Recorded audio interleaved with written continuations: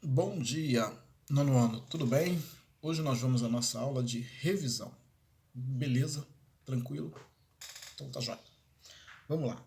Nós vamos revisar hoje o capítulo 9 e o capítulo 10. Começa na página 138.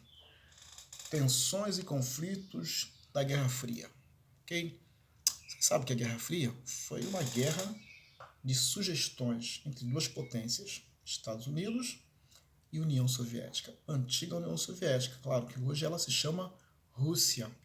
Essa União Soviética, essa união das repúblicas socialistas soviéticas, ela foi dividida, né? Então, claro que a Rússia ainda ficou como um grande país, mas alguns países não participaram, não participam hoje desse tipo de unidade como a Rússia, né? Então, naquela época, né, com o fim da Segunda Guerra Mundial, Estados Unidos e União Soviética, eles eram aliados, né? E assim eles emergiram como as principais potências mundiais, né? Buscavam a hegemonia mundial. Iniciou-se um período de tensões, né? A Guerra Fria foi uma guerra de tensões, de sugestões, de rivalidades, que dividiu o mundo em duas grandes áreas de influência. De um lado, Estados Unidos, certo? Liderava o bloco capitalista. E do outro lado, a União Soviética, que liderava o bloco socialista. Né? Duas potências em lados opostos. Ok?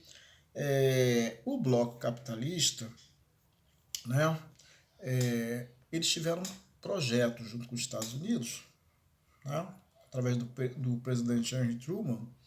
Ele apresentou uma política de apoio econômico e militar aos países europeus que não faziam parte do bloco comunista. Então, se você não era comunista, você tinha apoio dos Estados Unidos, inclusive apoio financeiro. O capitalista é assim. Então, eles criaram uma doutrina chamada Doutrina Truman. Né? O que é doutrina? Você tem que seguir aquela ordem ali, para você ter dinheiro. Aí eles fizeram também um plano Marshall, né? Um programa de apoio econômico a esses países. Né? Depois, o bloco comunista, né, durante a Guerra Fria, a União Soviética passou a exercer uma política de controle do leste europeu, buscando manter os países da região alinhados ao bloco comunista. Assim, a União Soviética criou, em 1949, um programa chamado Conselho de Assistência Econômica Mútua, Comecon, com o objetivo de articular as políticas econômicas do bloco comunista e fornecer ajuda financeira e militar para os países que dele faziam parte. Então, cada um tinha suas estratégias. Os soviéticos criaram o Pacto de Varsóvia em 1955, uma aliança militar que previa a unidade do bloco comunista. Tá? E aí, claro, na Segunda Guerra Mundial você teve a Alemanha como uma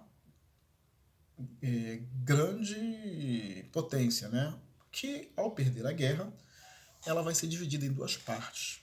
Ela vai ter uma parte oriental e uma parte ocidental. A parte oriental vai pertencer ao bloco comunista, a parte ocidental ao bloco capitalista, ok? E aí eles criam um muro, né, para dividir a cidade, começa a divisão da cidade de Berlim, para marcar de que lado, né, estavam os socialistas e de que lado estavam os capitalistas. Né? Essa rivalidade ela continua no campo da espionagem. As duas potências criam duas agências. A União Soviética cria a KGB, né, e os Estados Unidos cria a CIA. Né? Então, assim, para espionar, um espiona o outro. Também eles avançam na corrida armamentistas. Eles começam a criar armas, né, potentes para que, numa possível guerra, a disputa, né, não ser tão diferente, né, ser uma disputa um pouco mais igual. Criaram uma indústria cinematográfica a partir do cinema, das artes, eles faziam a propaganda de defesa das suas ideias. E também a corrida espacial.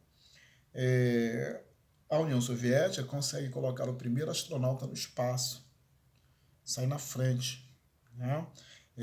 Chamado Yuri Gagarin. Aí depois os Estados Unidos, né, por si só, eles conseguem chegar à Lua, né? Colocam uma tripulação à Lua. No esporte, Olimpíada também tem uma disputa, E depois entra no campo das guerras, né? A Primeira Guerra, a Guerra do Vietnã, aonde os Estados Unidos e a União Soviética não se enfrentam totalmente ou diretamente, mas o que eles fazem? Eles financiam lados, né? Um dos lados do Vietnã é apoiado pelos Estados Unidos e o outro lado apoiado pela União Soviética. Os Estados Unidos perdem a guerra lá, né? Saem humilhados lá, perdem muitos soldados. Essa foi uma grande derrota dos Estados Unidos. E aí o comunismo vai se expandindo. Ele chega à China, a China se torna comunista, faz uma revolução, né? Mao Tse-tung consegue impor as suas ideias e consegue transformar a China, que era muito maltratada pelos capitalistas, em tornar um país comunista. Também Cuba, na América, se torna socialista. Isso é um calo para os Estados Unidos, né? Porque está na América. Então é o único país na América a se tornar socialista. Okay? E aí, por várias vezes, os Estados Unidos tentou invadir Cuba, não conseguiu. Os soviéticos, por trás, financiavam armas, financiavam ajuda. E hoje, até hoje, é um calo para a América. Né? E aí, claro, movimento de contracultura, movimento hippie. Nesse movimento todo, existem vários movimentos de contestação contra os direitos e a liberdade e a favor do feminismo, né?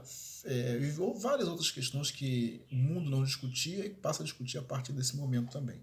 O movimento negro, a luta por direitos civis, né? Você vai ter vários líderes, né? Como Rosa Parks, uma mulher negra, que não quis ceder o seu lugar a um homem branco dentro do ônibus, porque nos Estados Unidos tinha essa questão do apartheid, a segregação, que os brancos tinham privilégios e os negros não. Vamos ter um movimento como um movimento liderado por Martin Luther King, que era pastor de uma igreja batista, que se coloca como um líder contra a questão da segregação. E Malcolm X, também um líder muito importante, que pregava a luta armada contra a resistência pacífica. Né?